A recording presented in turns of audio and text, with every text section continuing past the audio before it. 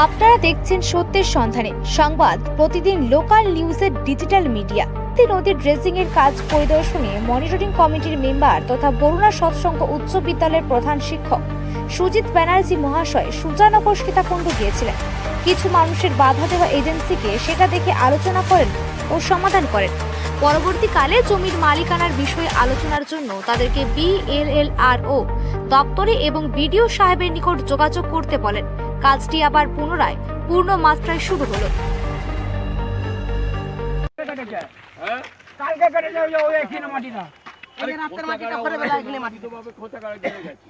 আমাদের মা বাচ্চা সুজানগরের মুসলারা শোনো আমাদের শোনো মা বইছিল, মা বইবার পরে তাদের জায়গা ভোজি দিয়ে আমাদের জায়গা ভোজি দিয়েছে।